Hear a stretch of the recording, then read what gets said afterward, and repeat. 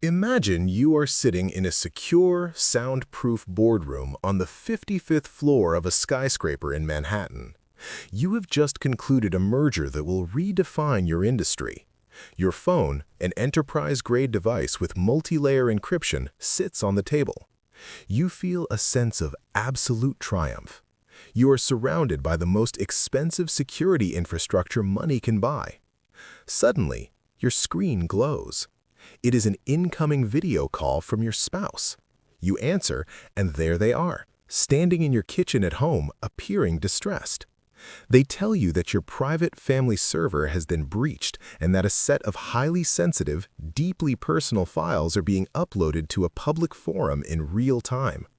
They show you the screen of their laptop, and you see folders you haven't opened in years. They plead with you to call a specific number, a crisis negotiator they've already engaged to stop the upload. You dial the number immediately. You speak to a professional, calm individual who demands a transfer of funds to a secure escrow to buy back the server access. You authorize the payment in a state of primal panic. You hang up and call your spouse back to tell them it's handled. But this time, when they answer, they are confused. They haven't called you all day. They are not in the kitchen. They are at a gallery opening across town. You look back at your encrypted phone and realize the call history is empty. The person you saw was a real-time synthetic construct. The kitchen was a digital recreation based on a background from an old social media post. You didn't just lose your money, you lost your grip on reality. The question is, when your own eyes and ears can be hijacked, where exactly does your security end and your nightmare begin? In the year 2026, the global power structure is facing a silent, existential crisis. We are moving beyond the era of data breaches and into the era of the bespoke heist. For CEOs, politicians, and billionaires, the threat is no longer a broad-spectrum virus. It is a precision-guided psychological operation. This is the Cybercrime Playbook, a manual written by elite syndicates and state-sponsored actors that treats a human being like a piece of software to be exploited. Today, we are exposing the exact stages of these attacks. We are breaking down how the world's most powerful people are being systematically dismantled, not by breaking their code, but by breaking their sense of trust. This matters now because the democratization of generative AI has turned the tools of Hollywood into the weapons of the underworld. We are living in a world where the inner circle is the new primary attack surface. This is an investigation into the invisible war for the minds of the elite. Consider the narrative of a man we will call Elias. Elias is a senior political figure with a reputation for being technologically unreachable. He uses air-gapped laptops and communicates via physical couriers for high-stakes matters. He is a hard target in every sense of the word. The playbook didn't start with his devices, it started with his shadow. For 6 months, an adversary group performed digital pattern analysis on Elias's entire domestic staff. They didn't want his passwords, they wanted his routine. They discovered that every Tuesday morning, Elias visited a private clinic for a routine treatment. They compromised the clinic's digital check-in kiosk, a low-security device that no one thought to protect. Through that kiosk, they gained access to the clinic's internal Wi-Fi. They waited until Elias arrived and his phone automatically pinged the network. They didn't steal his files, they injected a silent observer, a piece of code that sat in the background of his operating system, simply waiting. 2 months later, Elias was in the middle of a high-stakes legislative negotiation. The attackers didn't send a ransom note. Instead, they used the silent observer to intercept a voice memo Elias sent to his chief of staff. Using that 30-second clip, they generated a perfect AI clone of his voice. They then sent a spoofed message to his lead donor using Elias's voice, claiming there was a funding emergency and providing a set of new routing instructions for a major contribution. To the donor, it was a normal Tuesday.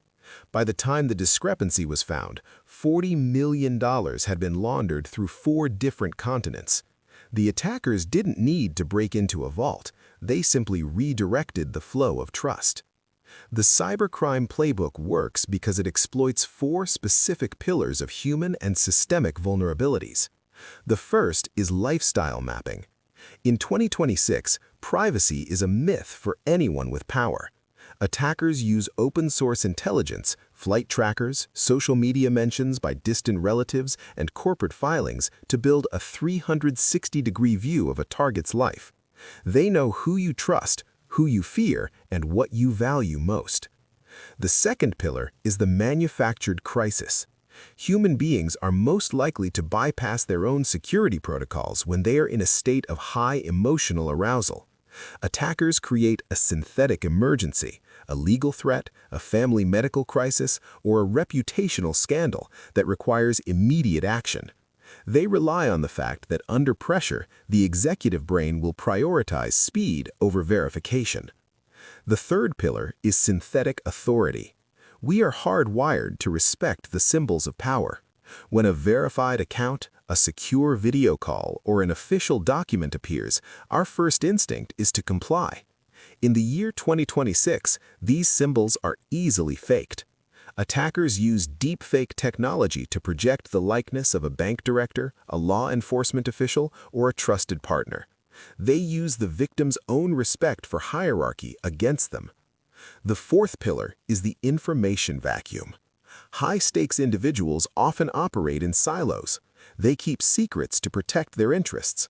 Attackers exploit this by ensuring that the crisis they manufacture is one that the victim is too embarrassed or too cautious to discuss with their security team. By keeping the victim isolated, the attacker ensures that the illusion remains unbroken. Why does this work on the most successful, intelligent people on Earth? It works because intelligence is a fixed asset, while deception is an evolving one.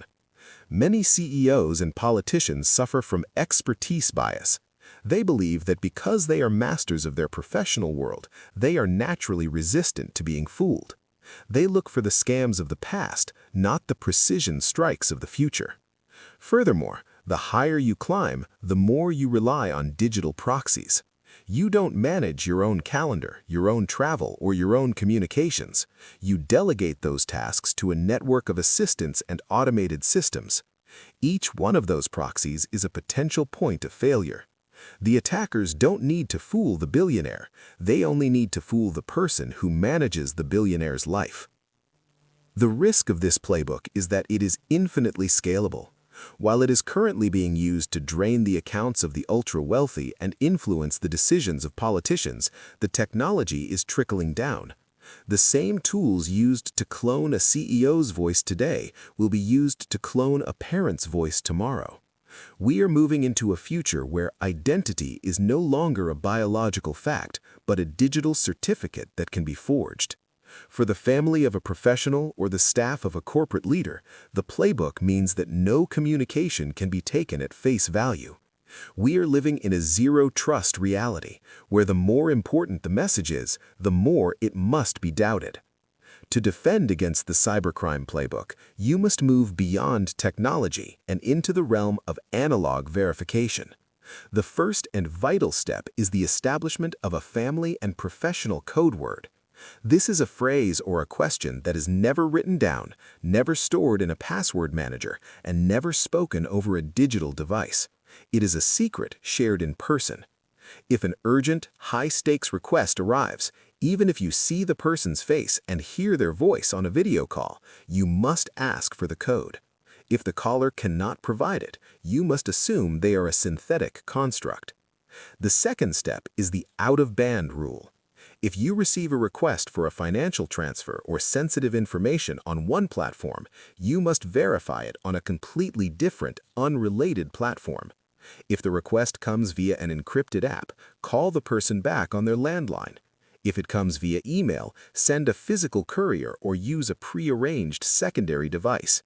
By breaking the digital chain, you force the attacker to maintain multiple, independent points of deception, which is exponentially harder to do. The third step is to limit the digital shadow. Be ruthless about what information is available about your domestic staff, your travel routines, and your family's private life.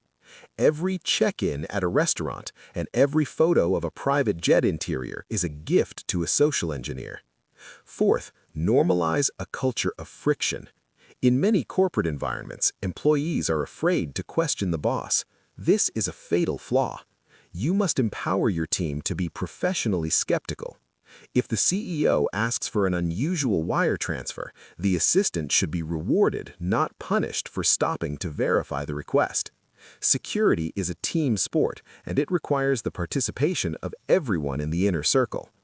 Finally, you must accept that your encrypted devices are not a magic shield. Encryption protects data in transit. It does not protect you from a person who has already convinced you that they are your friend. True security is a state of constant, calm awareness. If this investigation has changed the way you look at the devices in your pocket or the walls of your home, share this video. Send it to your family, your colleagues, and your inner circle. By spreading this awareness, you aren't just sharing a video, you are hardening the perimeters of the people you care about. To continue your education in this invisible war, subscribe and turn on all notifications. The gates are locked and the guards are at their posts, but the most important security protocol is the one you practice every day. Stay vigilant, stay skeptical, and most importantly, stay secure.